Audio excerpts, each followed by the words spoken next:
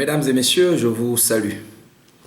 Alors, comme annoncé, nous allons poursuivre notre série sur le changement de nom en répondant aujourd'hui à la question de savoir dans quel cas est-ce qu'on peut demander à changer de nom. Alors, je précise bien qu'il s'agit de demander à changer de nom parce que l'individu ne peut pas de lui-même changer de nom parce que les actes d'état civil sont les documents authentiques et qui ne peuvent donc être rectifiés qu'à l'initiative, n'est-ce pas, des autorités publiques. Donc un individu ne saurait, n'est-ce pas, décider de son propre gré de changer son acte de naissance, n'est-ce pas, de changer de carte nationale d'identité sans que l'État ne soit intervenu. C'est vrai que cette hypothèse doit se distinguer, n'est-ce pas, du cas de la femme mariée. Parce qu'une tradition bien ancienne, qui est aujourd'hui, n'est-ce pas, consacrée par les textes sur la carte nationale d'identité, permet aujourd'hui à la femme mariée, dès le lendemain de son mariage, de se voir adjoindre le nom de son mari. Autrement dit, elle conserve bien son nom de jeune fille, mais à ce nom-là va s'ajouter le nom de son mari. Alors donc, nous avons là un cas où une femme va se voir attribuer un nouveau nom. À partir de son mariage, elle va porter le nom de son mari, n'est-ce pas, sans avoir besoin d'engager quelque procédure que ce soit. Alors, cette hypothèse de changement correspond à ce que nous appelons en droit le changement de nom à titre incident. C'est-à-dire que la femme n'a pas pris l'initiative, n'est-ce pas, de demander à modifier son état civil, mais à partir du moment où elle est mariée, la tradition, une coutume ancienne, corroborée aujourd'hui par les textes, n'est-ce pas, sur la carte nationale d'identité, permettent à cette femme de porter le nom de son mari. Et si, après son mariage, elle entend modifier ses documents d'identité, la loi lui donne la possibilité d'adjoindre, de faire figurer le nom de son mari dans ses pièces d'identité. Donc, si hier, elle s'appelait Madame Ndormo Thérèse et que, entre-temps, elle a épousé Monsieur Wamba, elle a le droit, de par les textes, de se faire appeler Madame Ndormo Thérèse, épouse Wamba.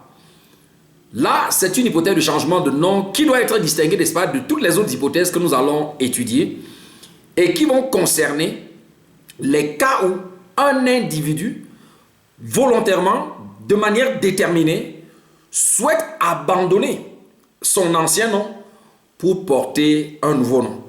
Alors, nous allons parler de changement de nom de manière générale, mais il faut savoir que de la même manière qu'on peut changer le nom familial, le patronyme, le nom vernaculaire, on peut aussi changer de prénom. On peut bien changer de prénom pour une raison quelconque. Dès lors que, n'est-ce pas, la situation que l'on vit correspond à l'une des hypothèses, n'est-ce pas, prévues par la loi. Alors, s'agissant de la loi, nous avons dit qu'il y a la loi de 69, dont nous avons parlé, n'est-ce pas, lors de notre précédent vidéogramme, qui indique les cas dans lesquels, n'est-ce pas, on peut demander à changer de nom. Les hypothèses de changement de nom sont prévues aux articles 10 et suivants de cette loi de 1969, dont je vous ai dit qu'il est contenu dans ce recueil. Ce recueil, n'est-ce pas, que je vous recommande encore vivement pour approfondir justement la compréhension de la thématique générale de l'état civil, mais spécialement de celle sur le changement de nom. Alors, cette loi de 1969 a bien prévu, n'est-ce pas, différentes hypothèses où un individu peut demander à changer de nom. La première hypothèse, qui est visée à l'article 8, alinéa 1er de cette loi du 14 juin 1969, prévoit que on peut demander à changer de nom lorsque le nom porté, c'est le nom que l'on a une signification notoirement réputée ridicule, vexatoire ou humiliante, en référence au concept ou objet auquel il fait allusion. Pour être simple, vous avez un nom dont la prononciation pousse les autres à se moquer de vous. Peut-être parce que, n'est-ce pas, vous avez un nom qui résonne, permettez-moi d'être obscène, vagin par exemple. Ça, c'est pour être vraiment terre à terre. Donc, à la prononciation de votre nom, tout le monde se retourne pour se dire, mais est-ce qu'un individu peut porter un nom vagin, par exemple? Ou bien vous avez un nom qui renvoie aux toilettes publiques. Par exemple, vous avez un nom tel que c'est écrit, peut-être c'est Wessé. Wessé. Mais dans un autre environnement, dès qu'on prononce Wessé, peut-être celui qui prononce va dire Wessé.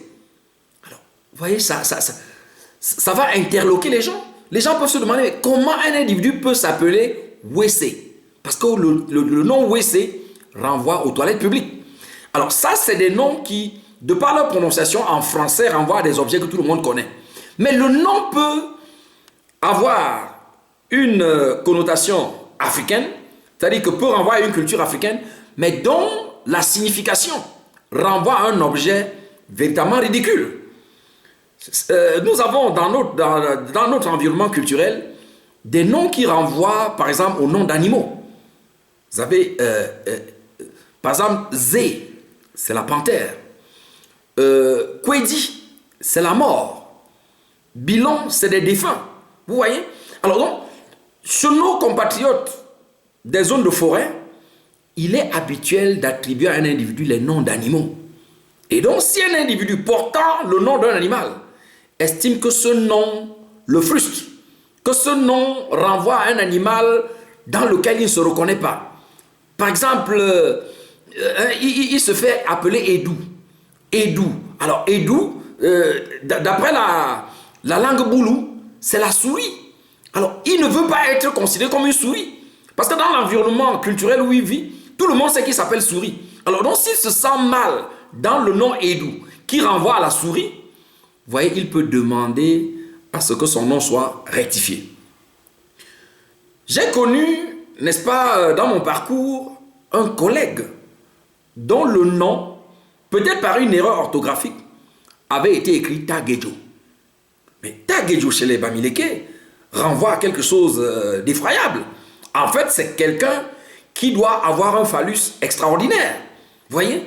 Alors, mais c'était la conséquence d'une erreur d'orthographe, mais dont la connotation, dont la signification maintenant du nom tel qu'il est porté dans l'acte de naissance renvoie à ce monstre-là. Un individu qui porte, n'est-ce pas, un phallus extraordinaire. Mais le seul prononcé de ce nom est de nature à vous faire perdre votre dulcinée. Parce qu'elle va imaginer à quoi renvoie votre nom. Mais si on vous appelle Tagjo, et qu'elle imagine qu'elle se retrouve dans un environnement intime avec vous, mais elle imagine le traumatisme, n'est-ce pas, qu'elle peut affronter du seul fait de l'idée, du seul fait de ce que le nom de la personne lui renvoie. Donc, on peut avoir plusieurs situations comme ça, où le nom que l'on porte, peut-être à première vue, n'est pas vexatoire, mais lorsqu'on le traduit, cela va renvoyer à quelque chose d'horrible, à quelque chose de ridicule, de vexatoire, d'humiliant. On connaît par exemple au Cameroun des tribus avec des noms réputés appartenant à cette tribu, comme Sida, par exemple, Sida. Alors avant que cette maladie, n'est-ce pas, ne survienne sur la planète, personne ne savait à quoi renvoyait le mot Sida. Et donc du coup, vous voyez que nos compatriotes de cette culture-là, je crois que c'est les cultures de l'Est, qui s'appelaient Sida, peuvent à un moment donné se sentir frustrés par leur nom. Parce que justement, porter le nom Sida peut être frustrant. Et donc, l'article 8, alinéa 1er de la loi de 1969, nous permet dans ce premier cas de demander à ce que le nom soit changé complètement. Donc, il peut abandonner le nom Sida pour se faire appeler, par exemple, Matabi, n'est-ce pas? Il peut changer le nom Vagin pour se faire appeler autre chose, par exemple Plantain. Vous voyez, un nom dans lequel il se sent plus à l'aise, il se sent plus dans un état de sérénité. Et quand nous disons que le nom peut avoir une signification ridicule, vexatoire ou humiliante, c'est en référence au concept ou aux objets auxquels il fait allusion. Mais je dois dire que cette hypothèse ne doit pas être appliquée de manière aveugle, n'est-ce pas, par les autorités chargées de connaître la demande de changement de nom. Parce que derrière la signification directe du nom, il peut y avoir un héritage précieux à préserver. Par exemple, quand nous avons évoqué les peuples de forêt, par exemple au Cameroun, qui n'hésitent pas à porter les noms d'animaux. Alors, si on se situe au premier degré, on peut croire qu'un nom comme Edou est un nom vexatoire, parce que cela renvoie à la souris. Mais imaginez par exemple que le nom Edou soit le nom du patriarche qui a fondé par exemple le canton, le groupement ou bien le village. Vous comprenez que malgré que le nom Edou renvoie à la souris, il est chargé d'un capital symbolique très fort, tel que vous comprenez qu'il faudrait apprécier le nom non pas dans sa signification première, mais dans un deuxième degré, en voyant justement la charge historique, la charge symbolique que le nom porte.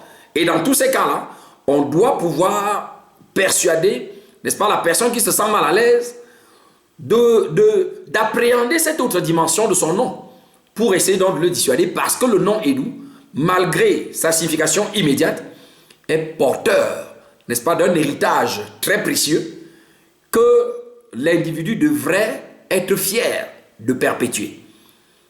Nous étions là dans la première hypothèse de changement de nom, telle que prévue par l'article 8, alinéa 1er de la loi du 14 juin 1969, que nous avons présenté comme étant une loi fédérale, encore en vigueur et donc applicable de manière uniforme sur l'ensemble du territoire camerounais.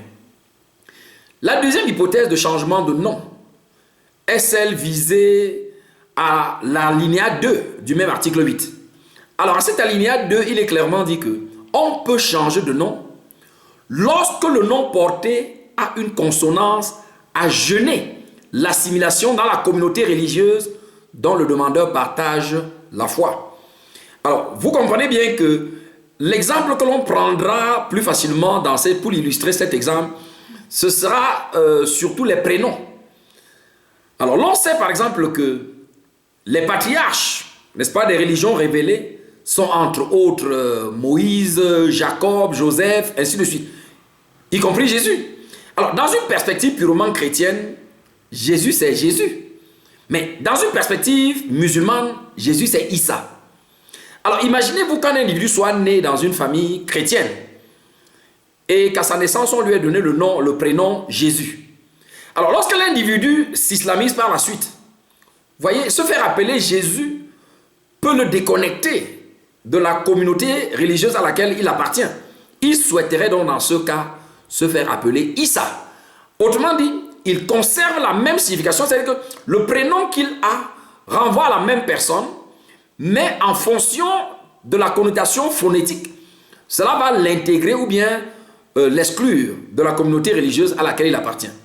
Je m'appelle Tim Chouin Moïse. À partir de la déclinaison du nom, de mon nom, on perçoit très bien que je suis ici d'une famille qui a une base chrétienne.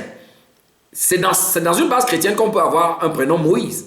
Mais si demain je devais devenir musulman, ou bien judaïque, si je suis musulman, je serais mieux intégré dans la communauté musulmane en faisant changer mon nom, mon prénom Moïse, en celui de Moussa.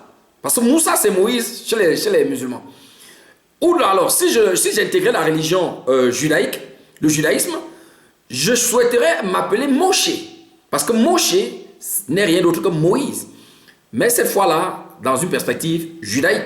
Donc, cette deuxième hypothèse va surtout concerner les prénoms, parce que les prénoms sont des éléments d'emprunt, souvent tirés, n'est-ce pas, du fond religieux auquel on appartient. Et vous voyez donc que, en fonction de la religion, en fonction du prénom d'un individu, on peut facilement déterminer son affiliation religieuse. Et donc, cette hypothèse est bien envisagée. Et l'on sait qu'au Cameroun, n'est-ce pas, la transhumance religieuse est très régulière. Il y a des chrétiens qui passent du christianisme à la religion musulmane, des musulmans qui passent de leur religion initiale au christianisme, et tout cela emporte des chamboulements, n'est-ce pas, au niveau des prénoms qu'ils peuvent porter. Alors, mais si cette perturbation de la personnalité peut également résulter du nom vernaculaire, c'est le nom traditionnel que l'on porte, le nom de famille. On peut également demander à changer de nom. Dans tous les cas, je crois que l'hypothèse est bien comprise. Chaque fois que le nom vous renvoie à une réalité autre que celle à laquelle vous appartenez, vous pouvez demander à changer de nom. Et la loi a spécialement visé, n'est-ce pas, les difficultés d'assimilation à la communauté religieuse à laquelle on appartient. Et les exemples les plus concrets, c'est souvent le changement de prénom. Troisième hypothèse de changement de nom, c'est celui visé par l'article 9 de la loi du 14 juin 1969. Alors cet article 9 vise l'hypothèse où l'auteur, en ligne directe jusqu'au deuxième degré inclus, de qui le demandeur tient son nom, a été condamné pour fait de trahison ou tout autre crime de nature à préjudicier de manière permanente à la réputation et aux intérêts du demandeur et à sa descendance. En termes plus clairs, il s'agit de l'hypothèse où le nom, de par sa consonance, ne pose pas de problème. Par exemple, Tim Chouin. Donc, le nom que l'on porte à la naissance est un nom noble, est un nom digne. Mais il se trouve que ce nom est homonyme à un individu, parent au porteur du nom, qui a été coupable d'un fait extrêmement grave. Alors, avant que les détournements de deniers publics, par exemple, ne deviennent banalisés au Cameroun, mais on sait que lorsque vous aviez un parent qui avait détourné les deniers publics, lorsque justement le détournement de deniers publics était considéré comme une atteinte grave, n'est-ce pas, aux impôts du contribuable, mais cela suffisait pour qu'un individu change de nom. Donc si par exemple mon père, qui s'appelait Tim Chouin, avait été un gestionnaire des deniers publics et qu'il avait détourné l'argent public, vous voyez que au regard parfois du tollé que les détournements de deniers publics créaient dans la société, vous comprenez que directement au lendemain de la condamnation de mon père, je ne serais plus en état de fierté de porter le nom Tim Chouin, simplement parce que celui dont je tiens le nom a été condamné pour un crime qui ne m'honore pas. Alors on peut imaginer un cas, un parent dont on parle le nom et qui a été auteur d'un détournement de deniers publics, un parent qui a été coupable d'atteinte à la sûreté intérieure ou extérieure de l'État, c'est-à-dire quelqu'un qui a porté les armes contre son propre pays. Vous voyez, si vous en êtes descendant et que vous avez le même nom que lui, vous comprenez que cela peut vous gêner. Parce que dans tous les milieux où vous allez arriver, on va dire, ah, c'est le fils du traître, c'est le fils du vendeur, c'est le fils du détourneur. Donc, autant de situations qui peuvent déranger. Je crois que l'histoire du Cameroun nous a révélé le traumatisme qu'ont vécu certains descendants des héros de notre pays. Les descendants de Oum Niobé ou bien d'Ernest Ouandié, qui à un moment donné, dont certains avaient été contraints à un moment donné de mettre un W par exemple pour les descendants de Oum Niobé, pour ne pas, pour dissimuler, n'est-ce pas, leur proximité avec le nationaliste Oum Niobé. Certains ont été obligés de se faire appeler Oum, par exemple, pour éviter d'être assimilés à Oum, parce que pendant longtemps, Oum Niobé avait été considéré comme un maquisard, un ennemi de la République, jusqu'à ce qu'il soit réhabilité par la loi, n'est-ce pas, de 1991. Je crois que beaucoup de descendants de nos héros nationaux ont subi, n'est-ce pas, ce préjudice-là, du seul fait qu'ils portaient le nom de personnes qui avaient été étiquetées comme des ennemis de la République. Donc, pour permettre aux descendants de ces personnes de porter, de rompre avec cet état de frustration qu'ils peuvent subir du seul fait d'une homonymie avec quelqu'un dont ils descendraient, la loi de 1969, la loi du 14 juin 1969, leur offre à l'article 9 la possibilité de demander également à changer de nom. Et à ce moment-là, soit le nom est simplement modifié comme dans le cas des descendants de Oum, pour prendre Oum, mais lorsqu'on parle normalement de changement de nom, il s'agit d'abandonner complètement l'appellation que l'on avait pour, n'est-ce pas, en prendre une nouvelle, tout à fait originale, qui peut complètement rompre avec le nom que l'on avait avant. Alors voilà donc trois hypothèses premières, n'est-ce pas, qui sont prévues aux articles 8 et 9 de la loi 109. Mais à côté de ces hypothèses-là, la loi de 1969 prévoit deux autres hypothèses qui, en fait, ne vont pas consister en un abandon de son nom tel qu'il dans sa signification, mais qui consistera simplement peut-être à adapter le nom. Alors, la première hypothèse, c'est la camerounisation des noms et prénoms. Alors, il vous souvient que pendant la campagne présidentielle en France, en 2004, je crois, pendant la campagne où Sarkozy s'est présenté comme candidat en France, alors, l'un des reproches qu'on avait fait à Sarkozy pour essayer d'affaiblir sa campagne était de lui dire qu'il avait conservé un nom d'origine hongroise et n'avait pas fait l'effort de le franciser pour montrer justement sa volonté de s'intégrer pleinement dans la société française. Et donc, ses adversaires estimaient que en gardant le nom Nicolas Sarkozy, Boxa, quelque chose là, il montrait par là son allégeance à la Hongrie, dont il était disposé à préserver plus les intérêts que ceux de la France. Voilà un reproche que l'on faisait à Sarkozy. De la même manière, la loi camerounaise, le code de la nationalité camerounaise prévoit, entre autres dispositions, que lorsqu'un étranger se fait naturaliser camerounais, afin de permettre son assimilation ou bien sa pleine intégration dans la société camerounaise, il peut demander à ce que son nom soit camerounisé. La camerounisation du nom va consister pour l'individu, en gardant peut-être la signification de son nom, de lui donner une connotation camerounaise. Par exemple, si venant de l'étranger, son nom signifiait par exemple marmite, son nom dans sa langue, dans sa culture signifie marmite, il peut demander à conserver le nom marmite, mais en le traduisant dans l'une des langues camerounaises. Et si par exemple en se naturalisant camerounais, il s'identifie plus à un peuple du Cameroun, par exemple Bassa, Bamileke, Tupuri, Mundan, ainsi de suite, la traduction qu'il va solliciter va consister à traduire son nom marmite dans la langue de la culture à laquelle il se reconnaît plus en intégrant la communauté camerounaise. Donc, si marmite, par exemple, doit être traduit en langue bassa, on lui conservera son nom, mais en le traduisant pour que cela épouse, n'est-ce pas, une consonance bassa, tout en gardant sa signification de marmite.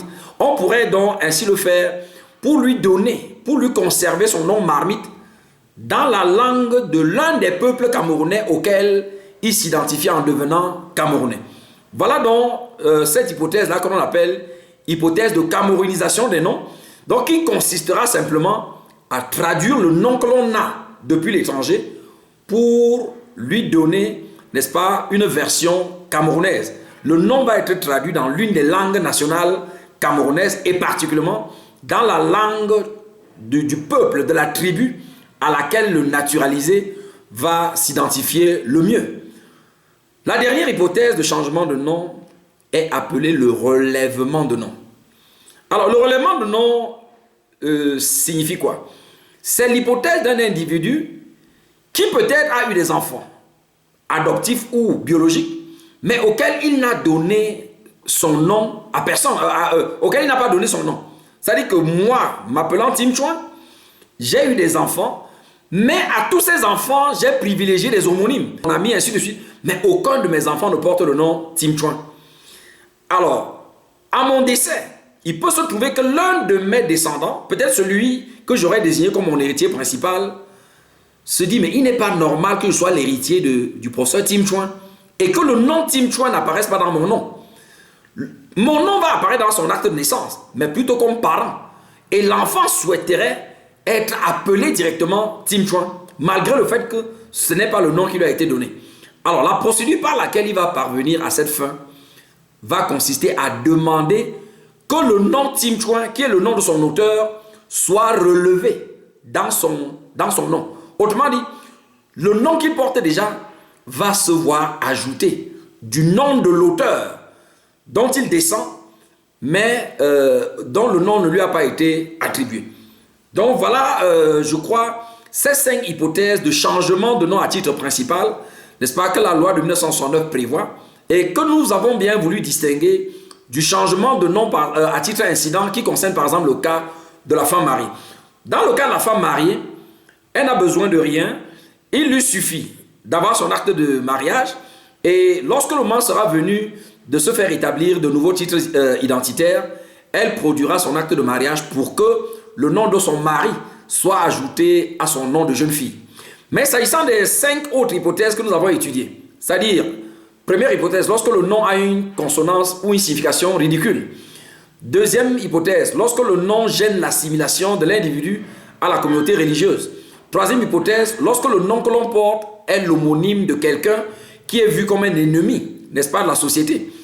Quatrième hypothèse, lorsque on a un nom étranger et que l'on voudrait, n'est-ce pas, le camerouniser. Dernière hypothèse, lorsque le nom que l'on porte est amputé ou bien manque le nom d'un auteur dont on souhaiterait perpétuer, n'est-ce pas, l'existence. Dans toutes ces hypothèses-là, il y a une procédure particulière à suivre pour pouvoir obtenir le changement de nom. Et c'est la procédure de changement de nom, n'est-ce pas, à titre principal, qui fera donc l'objet de la prochaine capsule de cette série, n'est-ce pas, que nous avons annoncée sur le changement de nom. Alors, j'espère que vous avez aimé cette autre capsule. Si tel est le cas, n'hésitez pas à commenter, à liker, à partager, pour que cela puisse aider les autres aussi à résoudre les problématiques, n'est-ce pas, auxquelles ils sont confrontés. Mais surtout, abonnez-vous si vous aimez notre page, qui n'est rien d'autre que le droit au 237. Mais surtout, si vous souhaitez que cette initiative se pérennise et que les contenus se diversifient chaque jour, n'hésitez pas à nous soutenir. Votre apport peut être précieux, n'est-ce pas, pour nous encourager à continuer à mobiliser, n'est-ce pas, tous ceux qui nous accompagnent dans cette initiative citoyenne. Vraiment, si elle vous enchante, si elle vous a aidé à résoudre un problème, n'hésitez pas à nous soutenir afin que nous puissions continuer cette initiative, cette œuvre purement bénévole. Merci beaucoup pour votre attention. Que Dieu nous garde. Bonne journée et à très bientôt.